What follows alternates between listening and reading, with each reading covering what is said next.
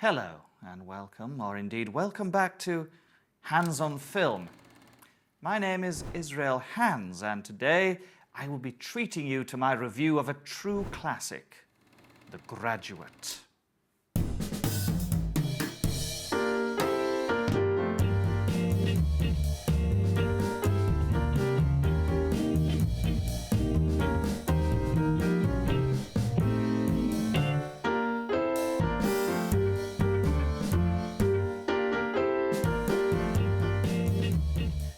Tonight, I would like to say that I am thrilled to be joined by a fellow esteemed critic. But I am joined once again by Annie. Israel, Annie happens to be an extremely competent reviewer. Thank you, Ben.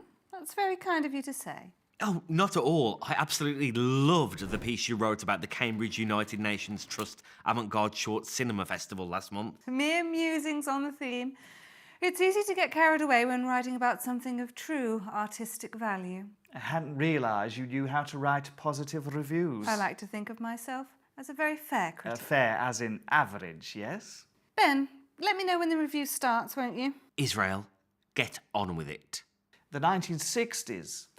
Fresh from directing Who's Afraid of a Virgin Wolf, Mike Nichols is tasked with bringing to life The Graduate, a dark coming-of-age comedy based on a novel by Charlotte's Web. Little did he know that his pioneering camera techniques and stylized cinematography would make The Graduate one of the most iconic films of the decade. Oh, you've done your research, you see. Well, kind of. I would hardly call it a dark comedy. And what would you call it then? Well, I think it's more of a neo-theatrical pop culture statement. Oh, I like that. Let's go with that instead. Why? Because that's what it is. According to you. I do know what I'm talking about, you know. It's just a little pretentious. Referring to it as a dark comedy is more user-friendly. Since when have you cared about this being in any way, shape or form user-friendly? I happen to care very much about my audience. Fine, keep it your way. Can we just get on with the synopsis? Yes, good idea. So, The Graduate follows the story of an extremely dull, tedious boy called Ben. Benjamin. Coincidence? I think not. You are such a complete... Benjamin, played by Dusty Bin, has finished university and his life lays before him. Surrounded by his equally dull parents and their boring friends, Benjamin soon finds himself spending day after day lounging in the pool, depressed and despondent. The use of the pool is symbolic for him, floating through life.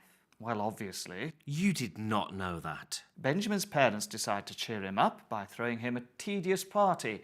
Really, at this point in the movie, everyone is very, well, beige. Agreed. Luckily, Benjamin's parents have one fun friend, the straight-talking alcoholic super bitch, Mrs. Robinson. She asks Benjamin to drive her home, and after a short yet provocative conversation, Benjamin asks the immortal question, "Mrs. Robinson, are you trying to seduce me?" The line actually is, "You are trying to seduce me, aren't you?" What's the difference? One is correct. The other isn't. Anyway, he goes upstairs and Annie emerges totally naked and offers What herself... are you talking about? Well, saying Mrs. Robinson every 30 seconds is getting a little tiresome. Yes, but why did you call her Annie? Because she is played wonderfully by Annie Bancroft. Anne. What?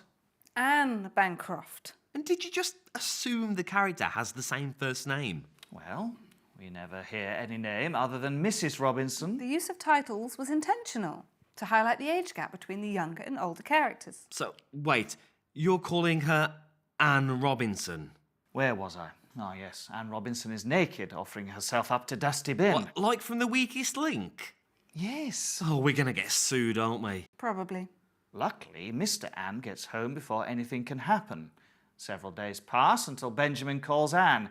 They arrange to meet. What follows is a wonderfully awkward scene of the naive Benjamin trying to coyly arrange a clandestine meeting while Anne smirks at his innocence and clumsiness. They begin a torrid affair which lasts several weeks. The Robinson daughter returns home from college and Benjamin is forced to take her on a date despite Anne's objections. I mean, I can see why she might have a couple. They end up having a wonderful time. However, before the second date, A bedraggled and forceful Anne demands he never sees her daughter again. Benjamin finally grows some backbone and runs to tell the daughter the truth, but she doesn't react well and is promptly shipped back to college. Benjamin, through overexposure to Simon and Garfunkel, has now gone completely insane and decides the best course of action is to follow and propose. I don't think you should say he has gone insane. Do you think proposing to the daughter of the woman you are having an affair with is a rational course of action? How about we finish the synopsis? So the daughter is less than happy to see Benjamin, but for some inexplicable reason, she says she might marry him, but she's also engaged to someone else. Anyway, Mr. Anne tracks down Benjamin and tries to scare him away from his family. Now, where do I know Mr. Robinson from? He was in Jaws. He played the shark. No, the mayor. Maybe he should have just told Benjamin that the water was safe to swim in. Very droll, Ben. The Robinsons rush the daughter off to get married. Benjamin follows her to stop the wedding, but doesn't quite make it. But they do escape together after fending the wedding guests off by waving a giant cross at them. And they all lived happily ever after. Did they, though? Yes, I just said so. That iconic scene at the end when they're sat on the bus, I mean, they don't look happy, do they? I'd be bloody knackered if I had to run that far. Precisely. You need to think deeper about the experiences of these characters. Agreed. They are complex, finely crafted souls. No, they are bloody idiots. I don't think that's fair. You wouldn't. What does that mean? Benjamin is vacuous. He's solely driven by sex. The daughter is just as dull, but also self-righteous. Benjamin's parents have all the charisma of, well, Ben. Thanks. Mr. Anne is a bitter old man. No wonder he goes on to eat all those teenagers. So, not a fan of the characterisation, then? Well, Anne is wonderful. She drinks, she smokes, she seduces.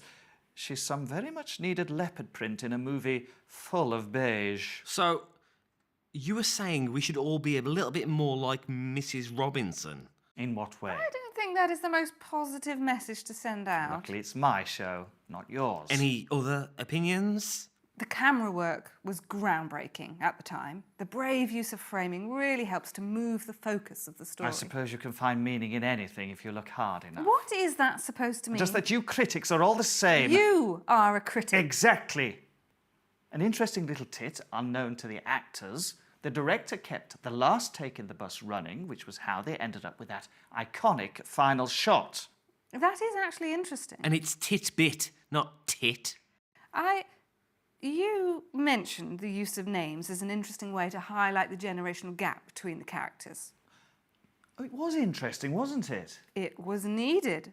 Dustin Hoffman was only 6 years younger than Anne Bancroft when this was made, and only 10 years younger than the actor playing his father. Wow. I know Dusty Bin looked young, but at 29 he hardly looked fresh out of college. And we have to be careful about age-appropriate casting, don't we? What? Oh, nothing. I was just thinking about that youth production of Peter Pan I reviewed a couple of years ago. I'll have you know that I embodied the character of Peter Pan with all of my being. I had been meaning to ask, why were you the only adult? There was a 9-year-old girl playing Captain Hook. It was an artistic choice by the director. And who was the director? That would have been one iHands. In conclusion, if you like artistic camera work, stylized performances and torrid and conversationless affairs, give Anne Robinson a call for a good time. Izzy. OK, watch The Graduate. It really is one of the greats. Once you get past the dull characters, and it is in no way whatsoever endorsed by Anne Robinson. OK? Okay, None of this was okay. we are clear. Ben, you are the weakest link. Goodbye.